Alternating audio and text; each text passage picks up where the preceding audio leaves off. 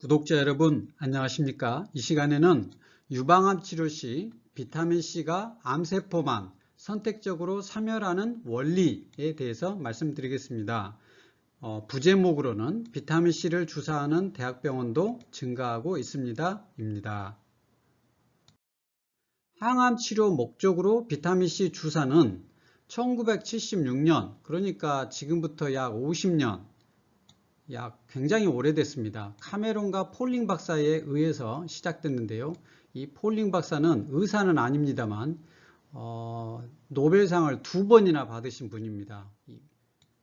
말기암 환자 100명에게 비타민C 주사를 놓았습니다. 그랬더니 기대 수명이 평균 4배 증가했고 삶의 질이 개선되었던 결과를 발표했습니다. 그래서 책까지 발표했는데 Cancer and Vitamin C, 암과 비타민C, 저자는 카메론 박사, 라이너스 폴링 박사.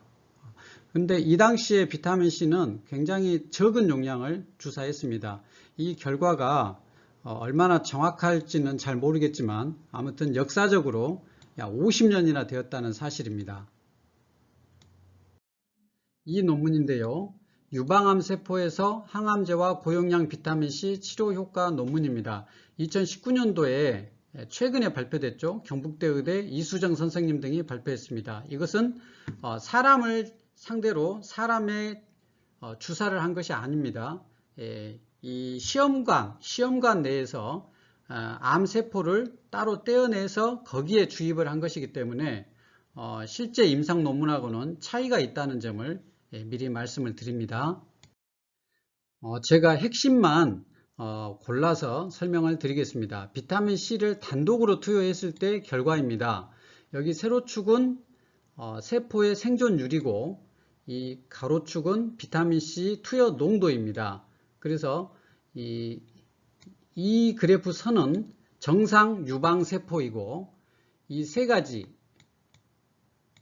이것은 각각 종류가 다른 유방암 세포입니다. 그래서 비타민C를 투여하기 전에는 이 모든 세포가 100% 이렇게 살아 있습니다. 세포 생존율은 모두 살아 있고, 이제 비타민C를 5mm몰 정도 투여했더니 이 정상 유방 세포는 거의 죽지 않고 90몇 % 살아 있고, 하지만 세 가지 종류의 유방암 세포는 생존율이 뚝 떨어졌습니다. 가장 많이 생존한 것이 약 70% 정도 생존하고 있습니다. 그리고 농도를 점점 더 올려서 비타민C를 20mm몰 정도를 투여했더니 세 가지 유방암 세포주는 뚝 떨어져서 생존율이 40% 정도 살아있고 60%는 죽은 걸로 되어 있지만, 하지만 정상 유방세포는 거의 90몇 % 여전히 살아있음으로써 이 차이가 이 정도 현격한 차이가 난다는 그런 내용이 되겠습니다. 결론은 고용량 비타민C 주입 후에 세 가지 유방암 세포주는 성장이 많이 억제되었다. 하지만 정상 유방세포는 성장이 거의 억제되지 않은 결과가 나왔습니다. 두 번째 그래프는 이제 A, B 그래프가 있는데요. 이 세로축은 세포의 생존율입니다. 그리고 가로축은 이 타목시펜이라는 이제 항에스트로겐제죠. 이 타목시펜의 이 농도가 되겠습니다. 그리고 여기 이 그래프는 타목시펜만 투여했을 때의 그래프이고, 이 세 개는 타목시펜과 비타민C를 농도를 달리해서 투여했을 때 그때 세포 생존율입니다. 그런데 이 A 그래프는 비타민C를 한 번만 투여했을 때의 그래프이고, B 그래프는 비타민C를 2번 반복해서 투여했을 때의 그 그래프입니다. 그래서 보면 여기 보면 타목시펜만 투여했던 그 그래프는 일단 여기가 0이니까 타목시펜을 투여하지 않았죠. 그랬을 때는 이제 100% 다 살아있죠. 그리고 여기는 타목시펜 투여하지 않고 비타민C만 투여했을 때 이런 차이가 있었다. 확실하게 차이가 있었죠. 그런데 타목시펜을 점점 농도를 올렸을 때 이렇게 1, 2, 4 이렇게 농도를 올렸을 때도 이렇게 효과적인 면에서는 큰 차이가 없었습니다. 이것은 비타민C를 한 번만 투여했을 때의 그래프라고 그랬죠. 그런데 두 번째 보니까 이제 타모시펜을 투여하지 않았던 이 그래프이고, 이것은 비타민 C와 타모시펜을 함께 투여했는데 여기는 비타민 C만 투여한 거죠. 타모시펜이 0이니까 확실히 이 비타민 C만 투여해도 이렇게 큰 차이가 있습니다. 생존율이 뚝 떨어졌죠. 그런데 비타민 C를 두 번 투여한 것과 한 번 투여한 것의 비교인데요. 이 왼쪽에 비해서 오른쪽은 확실한 차이를 보여줍니다.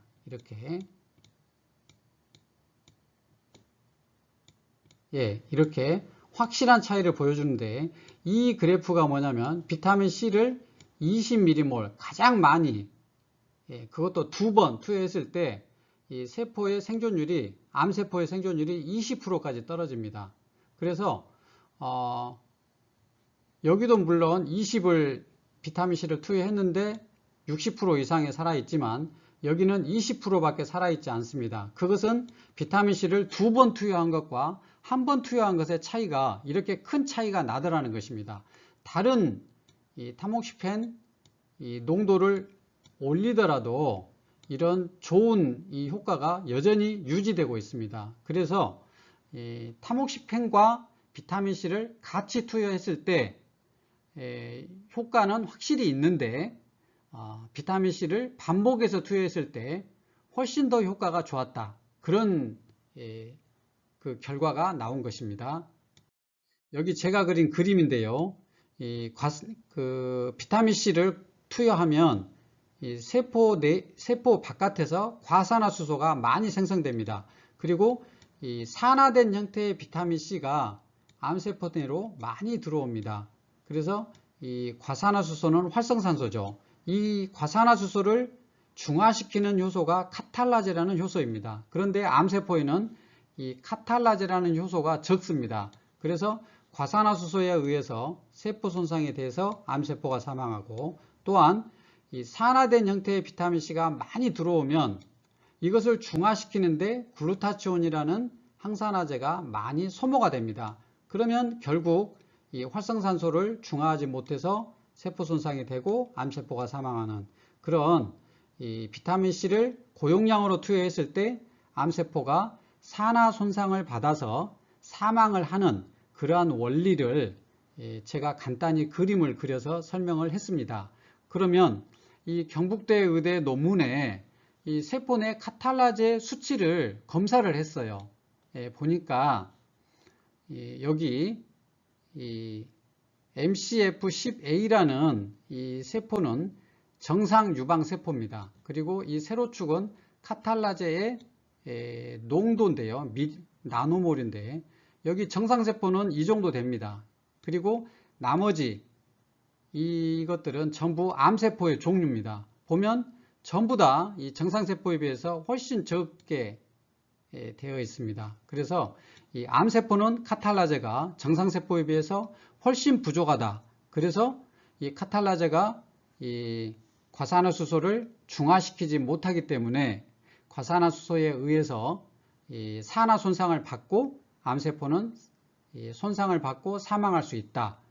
그런 원리가 되겠습니다. 마지막 슬라이드인데요. 고용량 비타민C 주사의 적응증입니다.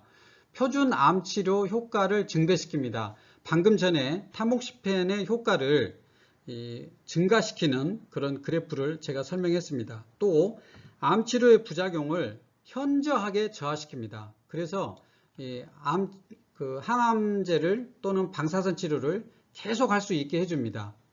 또 표준 암 치료를 완치한 후에 재발을 억제할 목적으로 사용합니다.